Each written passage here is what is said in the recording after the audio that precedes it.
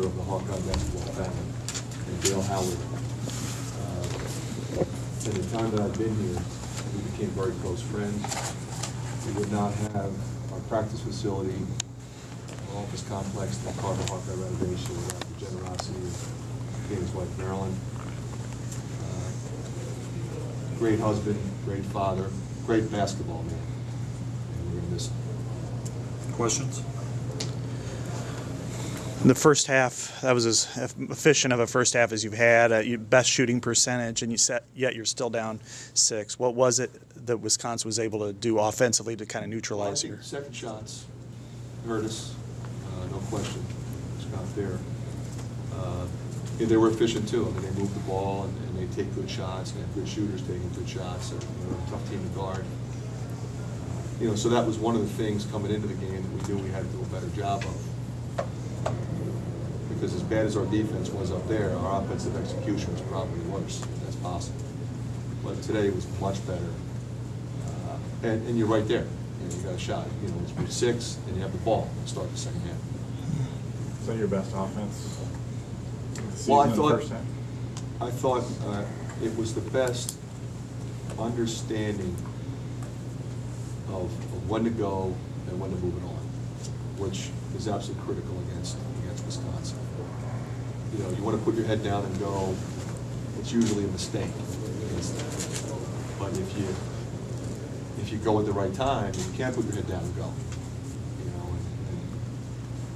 I think we took a whole lot of contested shots in the first half. We took a ton of contested quick shots in the first half up there, and they're going to turn those into baskets. But I think if you're going to look at one thing that really was a difference in the game, it was offensive rebounding at 15. Their efficiency in scoring on second shot opportunities is probably the best in the country. I don't have that stat in front of me, but I would be willing to guess it's #1 in the country. Just on that point, how perfect do you have to play to beat a team like Wisconsin? Well, you have to be efficient offensively.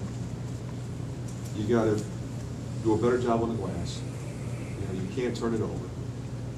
Our turnovers were pretty close. They were 6, we were 8. You're okay there. Like I said, 50-50 balls, rebounding, and then when the game was in the balance, I thought we had a couple bad possessions offensively. And you have to have the toughness at that point, I think, because you're looking at the clock. It's under 8 minutes. You're down 9. We got to score quick. And that's what you're thinking. We got to quicken the pace of this game, and that's the hardest thing against them, because you start quick shooting, you're back to where you were before, and you're probably not going to score. And that's kind of what happened in that one stretch. We had a couple quick shots, contested shots, and then we had a couple goofy turnovers that really hurt us. It seemed like every time you would make a run at them, they would answer the key shot. Well, I thought, Gosser's 3. I mean, Josh Oglesby cannot play any better defense than he played on that possession. I mean, you just have to say, you know what, kid hit a heck of a shot. And that was a big play in the game, I thought. I thought that was a really good defensive possession for us. And we did a pretty good job, on the 3. I mean, normally if they make 7, you got a shot. But not if you look and say, okay, 35-24, 15-7 on glass. That's a recipe for disaster. What is the challenge as a coach to play against a team that is that efficient offensively, can score at all 5 positions? The hardest thing, I think, Rick, is you got to finish the possession out, because they're really good at that. Even if it's just tipping one back or getting their hand on the ball somehow, keeping it alive. I think that's the hardest thing to do, because they're a big team. They're long. And they're physical, and they're a veteran team, so they understand the value of every possession and how you finish one out. How do you think Aaron performed? I mean, given everything. I couldn't be prouder of him. He had a heck of a week. I really didn't think he was going to play on Wednesday, and then Thursday I felt pretty sure that he was going to play. Tried to go yesterday and really was not himself. Was okay, honestly. My biggest concern was him getting hit again. Being able to play kind of his game. And, played him 38 minutes. Tough kid. He wasn't really able to play his game, was he? Wasn't he somewhat limited? He looked like he just maybe didn't. He might have been a little more physical in another setting, but I thought he stuck his nose in there. I mean, he was trying to mix up his jumpers and his drive and his post-ups. I think he missed a couple shots that he normally would have made. He was driving the first half, we got all the way there and he missed it. He posted him up in the second half, he missed it.